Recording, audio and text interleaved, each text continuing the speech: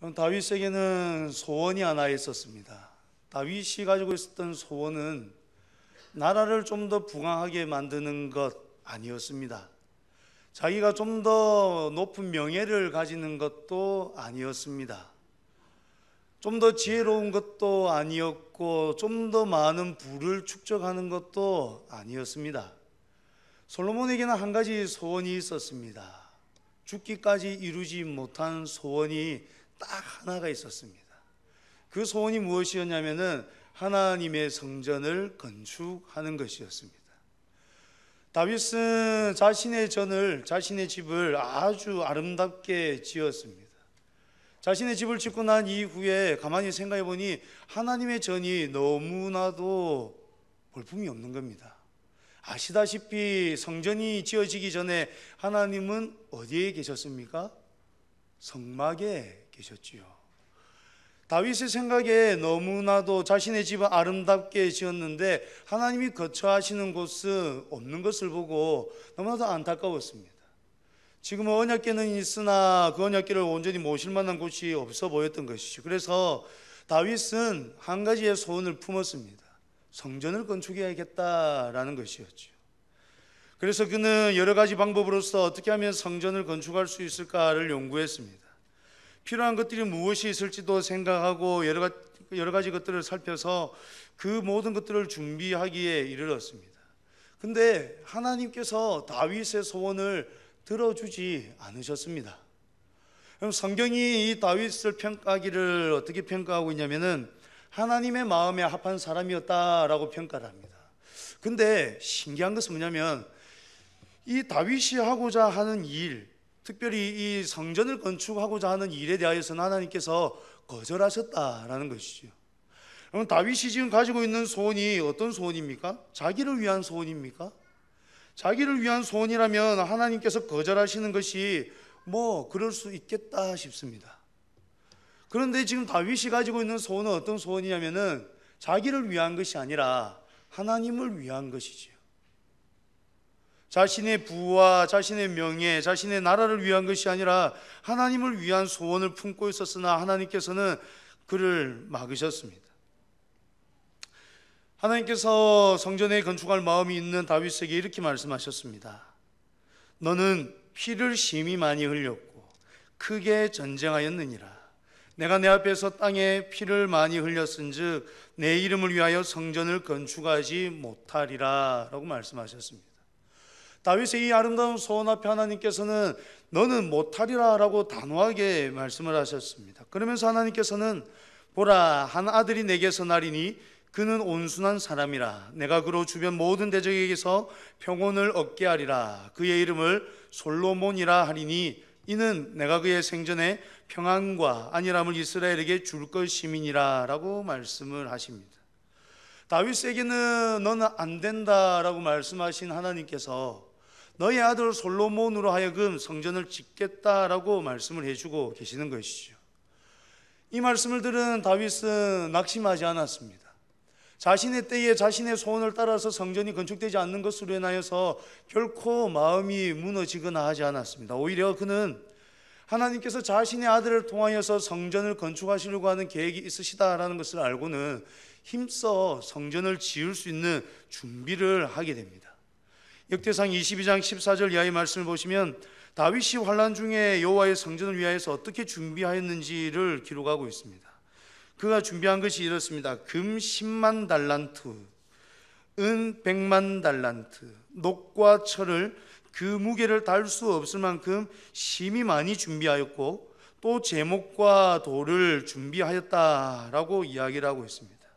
그런 이후에 그는 솔로몬에게 말하기를 너는 일어나 일하라 라고 말을 하였습니다. 하나님께서 막으신 그 일에 대하여서 다윗은 낙심하지 아니하고 자신이 할 수 있는 최선을 다하여서 준비하였습니다. 오늘 읽지 않았지만 29장에도 보시면은 다윗이 개인적으로 준비한 것들도 성경이 기록하고 있습니다.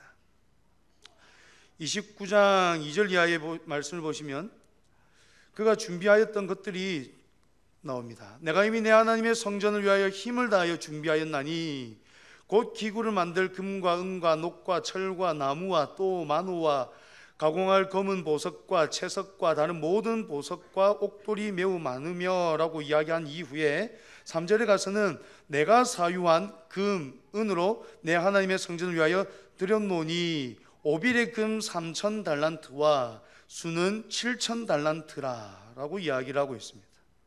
다윗은 자신이 있는 동안에 나라에 많은 금과 은과 여러 가지들을 비축하였습니다.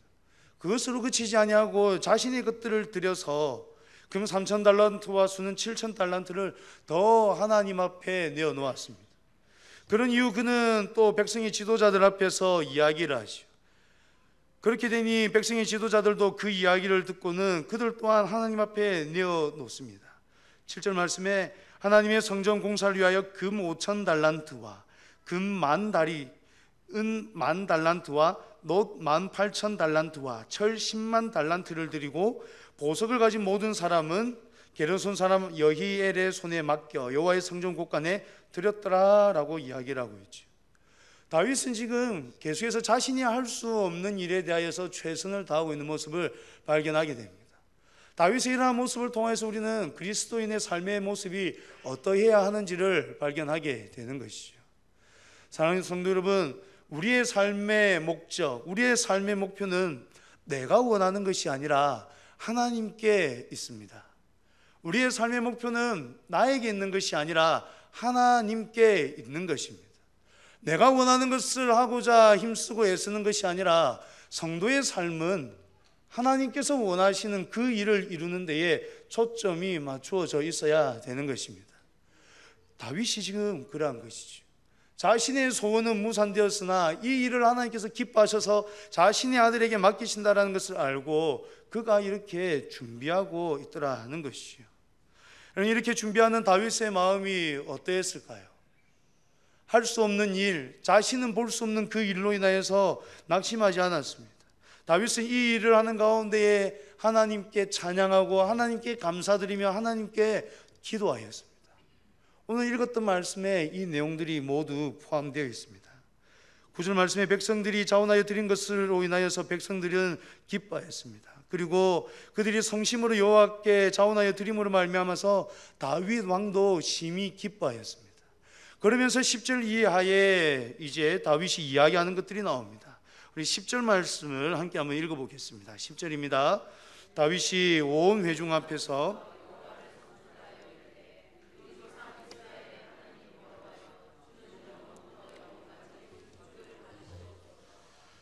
지금 다윗이 어떻게 하고 있습니까? 10절에 다윗이 온 회중 앞에서 여호와를 송축하였다라고 이야기하고 있습니다. 우리가 가진 성경에는 다윗이 온 회중 앞에서 여호와를 송축하여 이르되라고 하면서 이 두 가지 송축하는 일과 이르는 일을 함께 언급하고 있지만은 원어는 좀 다릅니다. 원문을 살펴보면은 이 두 가지가 따로 정확하게 구별되어 있습니다. 그러니 다윗이 여호와를 송축하였다라고 말한 이후에 그리고 다윗이 말하였다라고 이야기를 하고 있는 것이요. 이렇게 구분지어서 두 문장으로 만들어 놓은 이유가 있습니다. 그것은 다윗이 송축한 일을 강조하기 위함입니다. 다윗은 자신이 한 일 그리고 백성들이 한 일을 가지고 하나님께 찬양하였습니다.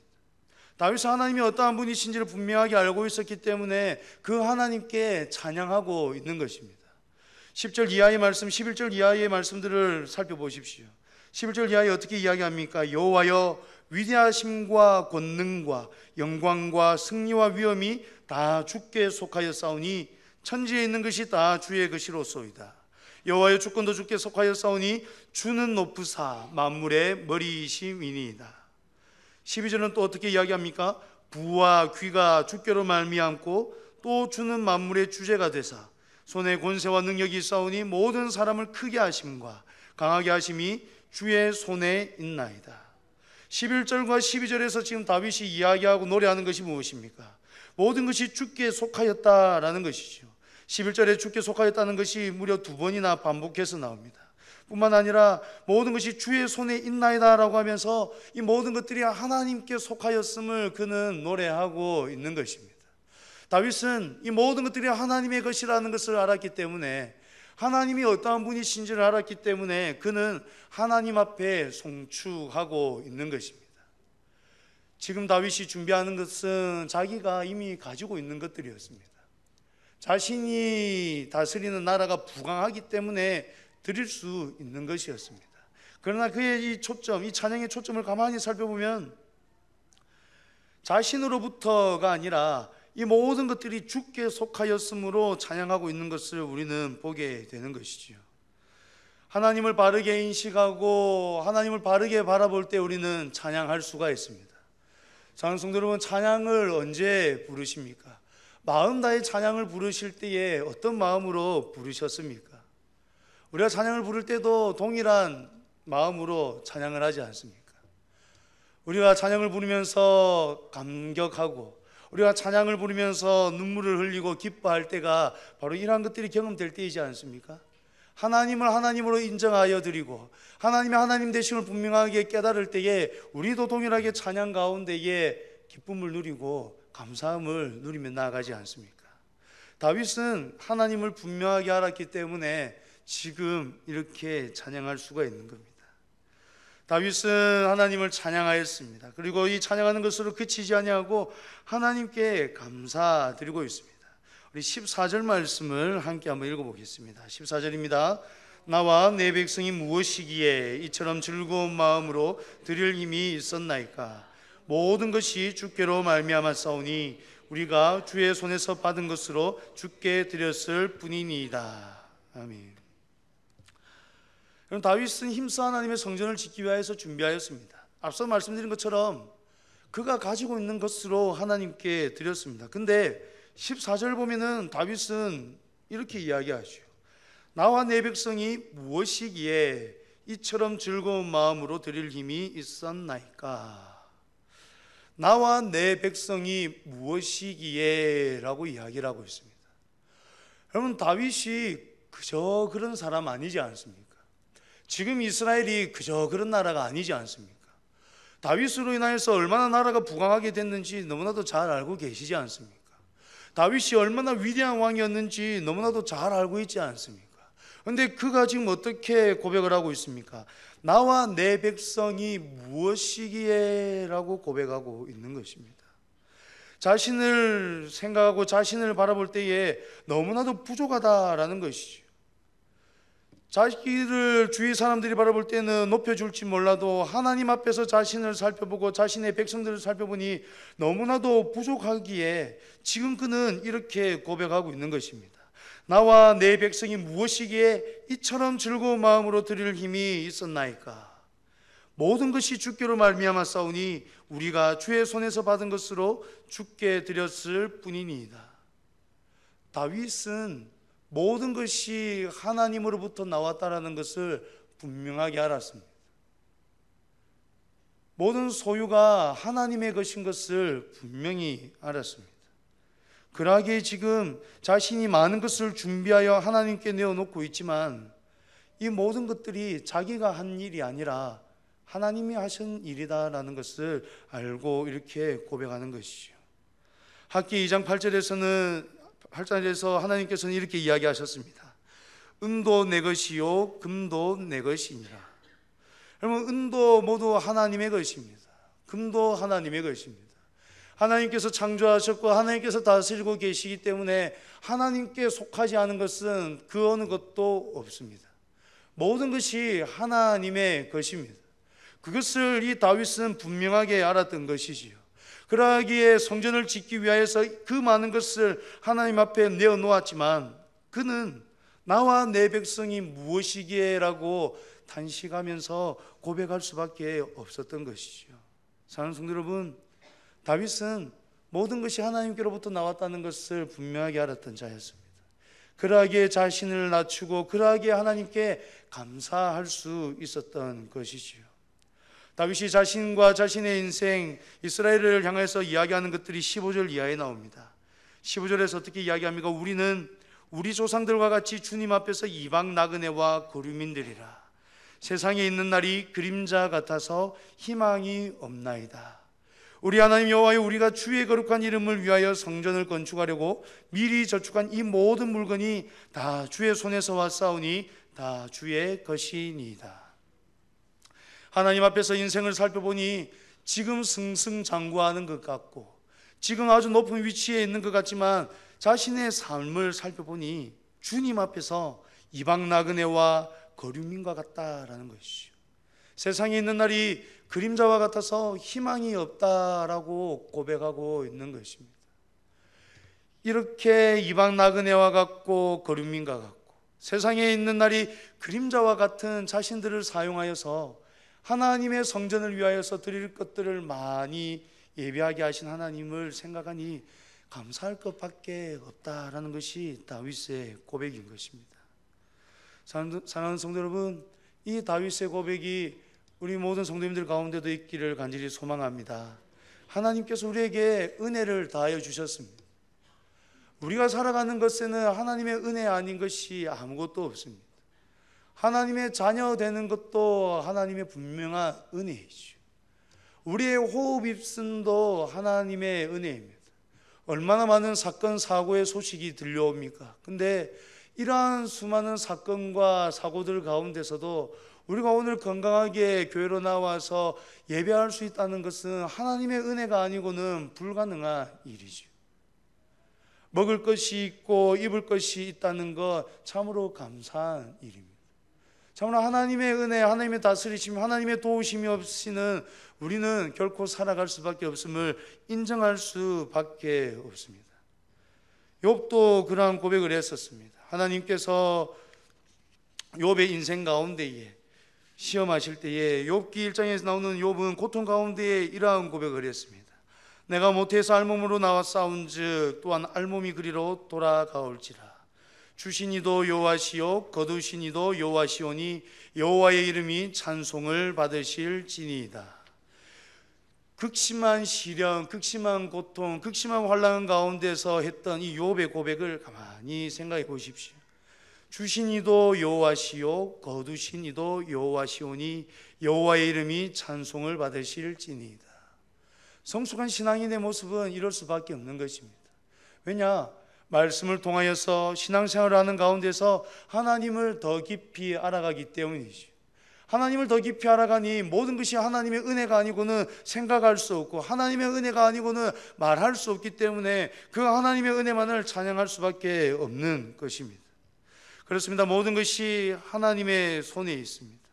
모든 것이 하나님의 뜻 가운데에 이루어집니다. 이것을 아는 것이 지혜이고 이것을 아는 것이 감사의 첫걸음이 되는 것입니다. 내가 내 노력으로 무엇인가를 이루었고 가지게 되었노라라고 하면은 우리는 결코 감사할 수가 없습니다. 하나님께로 분명하게 이 모든 것들이 왔다라는 것을 알 때에 비로소 감사할 수 있게 되는 것이죠. 하나님께서는 마음을 감찰하시는 분이십니다. 17절 말씀에 보면은 나의 하나님이여 주께서 마음을 감찰하시고 정직을 기뻐하시는 줄을 내가 아나이다라고 다윗이 노래합니다. 다윗은 하나님께서 마음을 감찰하시는 분이시다라는 것을 알았습니다. 여기서 감찰하다라는 것은 테스트, 시험입니다. 하나님께서는 시험을 통해서 우리의 마음이 정직한지 안 한지를 살펴보신다라고 이야기하고 있는 것입니다. 하나님께서는 우리 가운데 우리의 삶 가운데 일어나는 그 일들로 인하여서 우리의 마음의 중심이 하나님을 향하는지를 살펴보십니다. 분명히 말씀 가운데에 하나님께서는 사람은 외모를 보지만 하나님께서는 중심을 보신다라고 말씀해 주셨지 않습니까? 하나님께서는 그 중심이 바른지를 알기 위하여서 우리의 마음을 감찰하신다 이야기하는 겁니다. 우리의 마음을 시험하신다라고 이야기를 하는 겁니다. 이 시험 가운데에 승리하시는 여러분들이 되기를 간절히 소망합니다. 하나님께서는 우리의 중심이 하나님께로 향하기를 간절히 원하고 있습니다. 지금 다윗이 기뻐하고 감사하면서 드리는 제목이 무엇입니까? 주께서 마음을 감찰하시지만 정직한 마음으로 이 모든 것을 주께 즐거이 드렸다라는 것이죠. 하나님께서 테스트하였지만은 내가 흔들리지 아니하고 정직한 마음으로 하나님께 드렸다라는 것입니다. 17절 중반부 이하에 어떻게 이야기합니까? 내가 정직한 마음으로 이 모든 것을 즐거이 드렸사오며 이제 내가 또 여기 있는 주의 백성이 주께 자원하여 드리는 것을 보니 심히 기쁘도소이다 라고 이야기하고 있지 않습니까? 하나님의 테스트 가운데에 잘 통과하여서 정말로 기쁨으로 하나님께 드릴 수 있는 우리 모든 성도님들이 되기를 간절히 소망합니다. 하나님께서 중심을 보고 계십니다. 중심으로 하나님을 인정하고 하나님을 기뻐하고 하나님께 감사를 올려드리는지 우리 그것을 하나님께서 바라보고 계십니다. 이렇게 하나님의 테스트를 통과한 우리 다윗은 마지막으로 하나님께 기도하고 있습니다. 우리 18절과 19절의 말씀을 함께 한번 읽어보겠습니다. 18절과 19절입니다. 우리 조상들 아브라함과 이삭과 이스라엘 하나님 여호와여,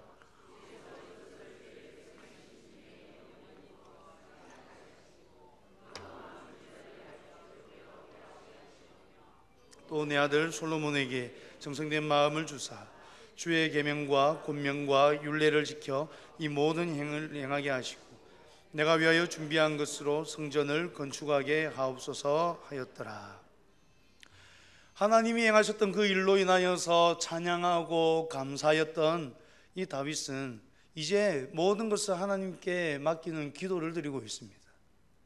여러분, 기도는 아무나 할 수 있는 것이 아니지요. 하나님을 분명하게 아는 사람만이 기도할 수 있습니다. 만약에 여러분 기도가 쉽다면 우리도 기도의 자리에 한번 앉으면 오랫동안 기도할 수 있지 않겠습니까? 교리대학을 하면서 이제 시작할 때는 제가 기도를 하고 마칠 때는 돌아가면서 기도를 합니다. 근데 순번을 미리 정해놓으면 좀 심심할 것 같아가지고 제비뽑기에서 그날의 기도자를 뽑습니다.